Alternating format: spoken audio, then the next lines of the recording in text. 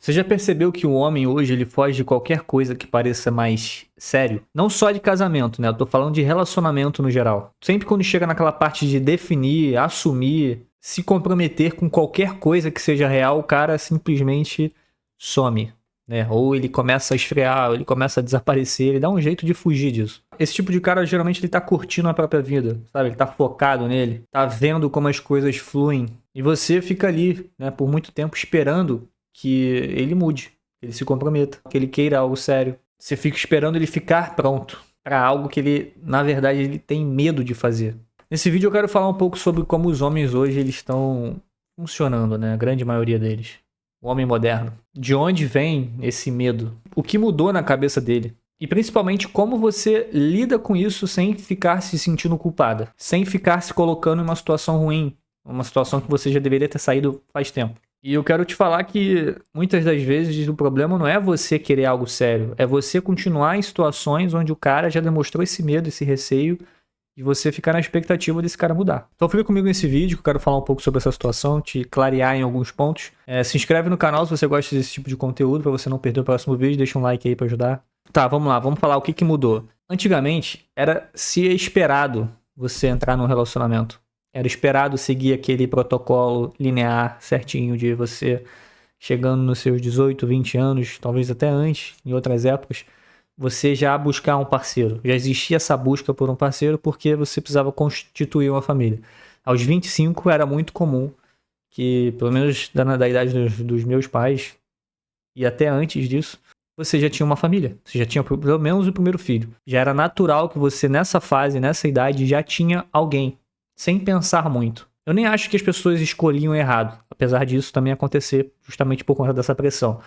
Mas as pessoas não pensavam sobre isso. Nossos avós não ficavam pensando em medo de se relacionar, em medo de ter uma família. Era simplesmente assim. As coisas funcionavam desse jeito. Era natural você ir por esse caminho. As pessoas não ficavam questionando muito. Isso eu acho que é positivo e negativo. É negativo porque existia uma pressão para que isso acontecesse. E quando você não conseguia chegar, porque tinha gente que não conseguia chegar nessa fase com filhos ou bem casado, existia uma pressão social ali de que você tinha fracassado naquilo que se dizia mais importante na vida. O que eu acredito que seja o mais importante na vida. Só que eu discordo da pressão que precisava existir naquela época, né? A pressão fazia com que as pessoas muitas vezes escolhessem errado ou ficassem em casamentos, relacionamentos que não eram para dar certo, mas era feio terminar, era visto como algo fracassado se você terminasse aquilo. Então isso era um ponto negativo, mas o ponto positivo era que as pessoas não pensavam muito. As pessoas simplesmente agiam.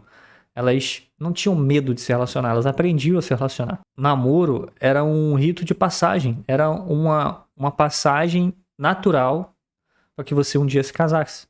Não tinha essa questão de você ficar ficando para você testar alguém para ir namorar. Não, o namoro era esse lugar. As pessoas namoravam naturalmente. As pessoas entravam em relacionamentos para possivelmente se casar com aquela pessoa.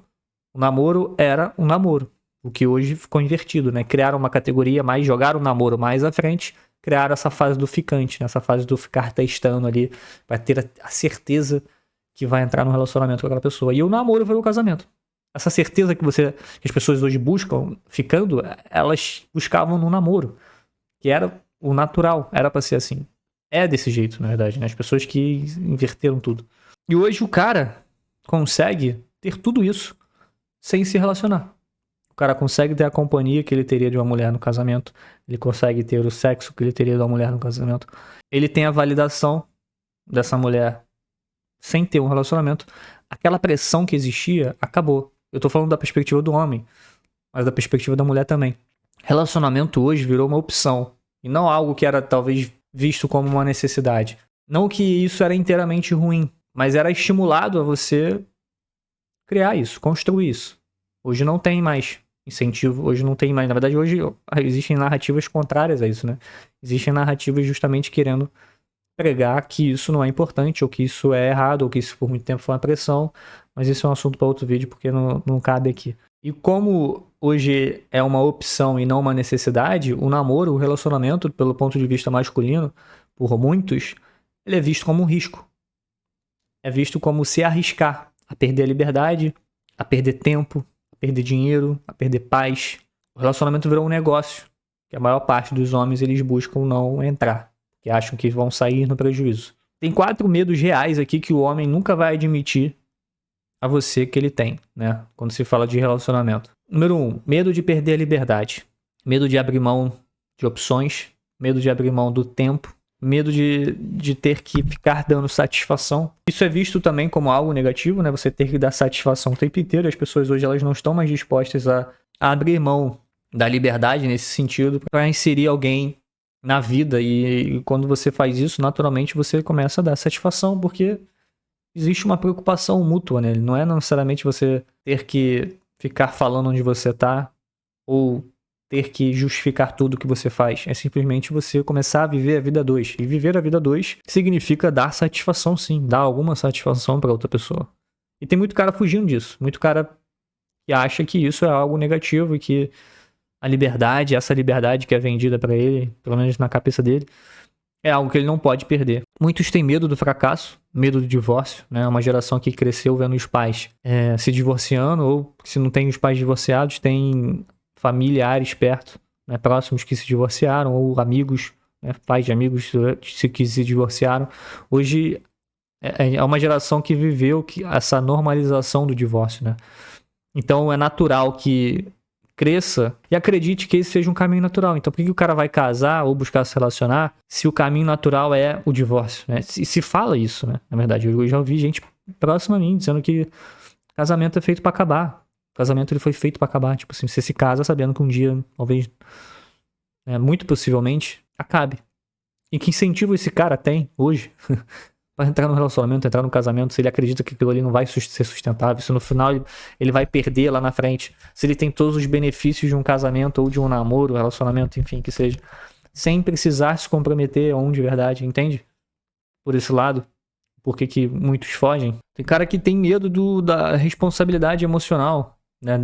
De estar disposto, estar aberto, ser essa segurança emocional que muita mulher busca no cara, ter que estar presente, ter que lidar com o conflito. Os caras estão fugindo disso, né? De ser cobrado, de sustentar ali algo dele e dela. É um peso. É a responsabilidade, né?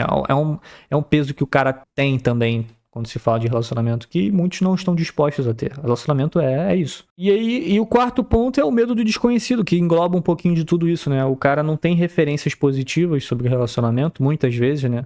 Uma geração que não tem muitas referências, às vezes não tem nem referência masculina, né? Os pais...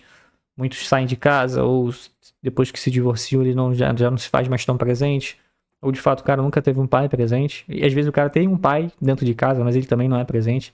Acho que é uma geração de que não tem pais presentes mesmo, assim, na sua grande maioria, talvez, não sei, não teria dados para isso.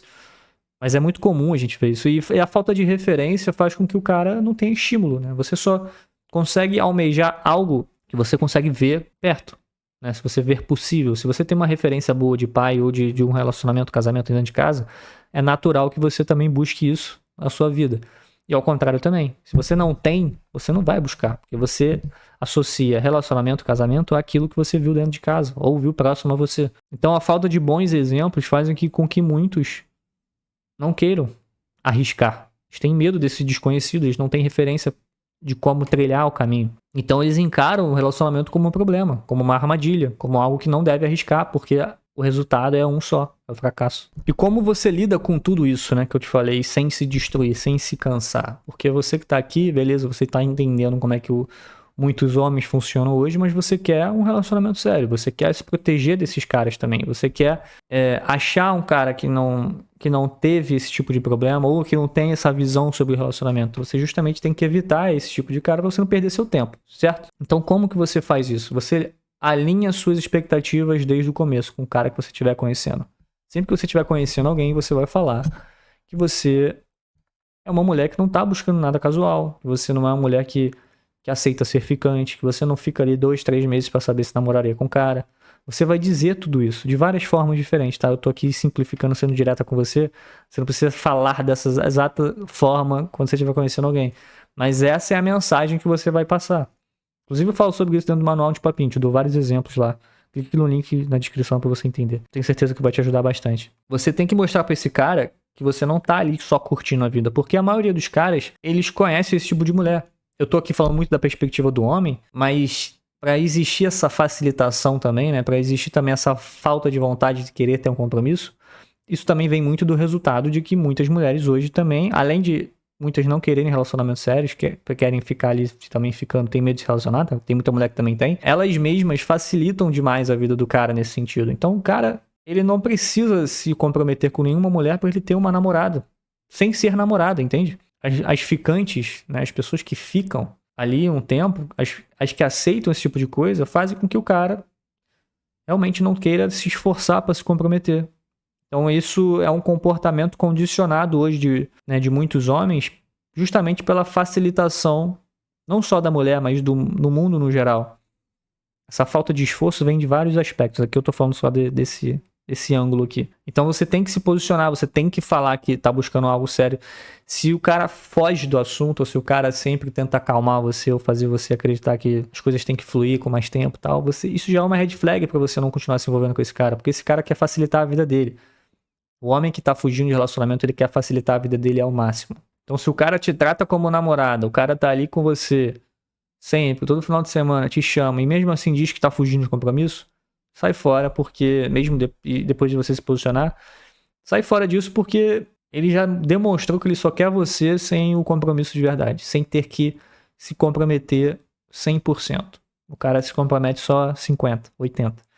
Ele tá ali falando com você, às vezes tá resolvendo seus problemas, mas no primeiro momento que ele decidir que não quer mais, ou que você tá querendo dar um passo além ali daquilo que você já tem, ele vai embora, ele vai fugir. Se o cara diz que tem medo de se relacionar, mas ele te trata como uma namorada, né? Ou tem essa dinâmica com você que eu acabei de descrever, é porque ele não quer um relacionamento sério. Apesar de você, às vezes, confundir isso. Acreditar que, o cara tá te tratando desse jeito é porque ele quer algo sério. Não, ele não quer. Justamente, ele quer do jeito que tá. Você tem que ter um prazo interno de 3 meses. Você mesmo começa a dinâmica e fala, não vai passar de 2 meses. Você verbaliza isso, mas você precisa ter essa consciência antes, porque senão você vai deixando o tempo passar, você vai se envolvendo, quando viu já passou 6 meses. Saia então quando você tiver que sair, não seja a terapeuta desse cara. Se posicione para que você não fique sendo enrolada por esses caras. Porque o homem que quer de verdade, ele supera o medo. O homem que quer de verdade, ele tá disposto. Tem muito cara que quer, e ele tem todos esses medos aí que eu citei, mas ele passa por cima deles. Mas para você encontrar esse cara, você precisa afastar os outros.